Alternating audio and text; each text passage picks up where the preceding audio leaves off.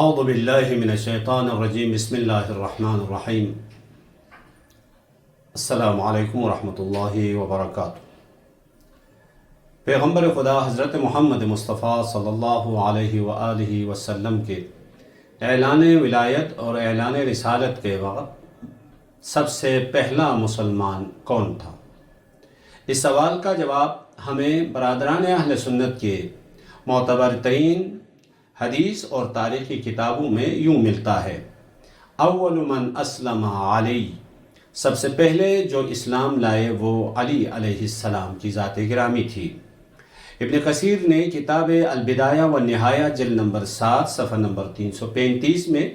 علامہ جلال الدین سیوطی نے کتاب تاریخ الخلفاء صفحہ نمبر 166 میں، علامہ ابن عساکر نے تاریخ دمشق جلد نمبر 1 صفحہ نمبر 70 میں، علامہ ابن مغازلی نے کتاب مناقب امیر المؤمنین میں حدیث نمبر 19 صفحہ نمبر 8، شیخ سلیمان قندوزی حنفی نے ینابیع المودہ باب نمبر 12 صفحہ نمبر 68 میں، حافظ حسکانی نے کتاب شواہد التنزیل میں حدیث نمبر 786 اور علامہ متقی ہندی نے کنز العمال جلد نمبر 11 صفحہ نمبر 666 میں اس حقیقت کو نقل کیا ہے: اول من اسلم علی، سب سے پہلے جو اسلام لائے وہ علی علیہ السلام کی ذات گرامی تھی۔ اسی طرح انس بن مالک کہتے ہیں کہ بعث النبی یوم الاثنین واسلم علی یوم الثلاثاء، یعنی پیغمبر اکرم صلی اللہ علیہ وآلہ وسلم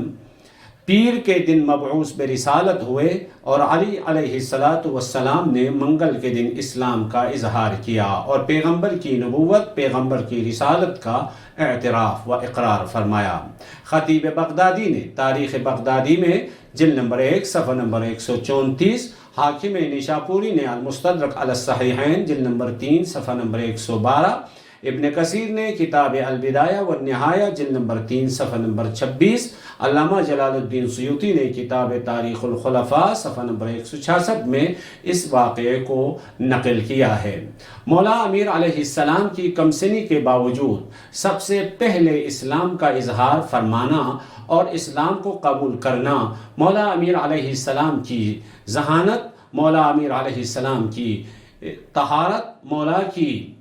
معرفت اور مولا امیر علیہ السلام کی پیغمبر کی شناخت، رسالت کی شناخت، توحید کی شناخت، خدا کی شناخت اور پیغمبر کی قربت پر بہترین دلیل و گواہ ہے۔ والسلام علیکم ورحمۃ اللہ وبرکاتہ۔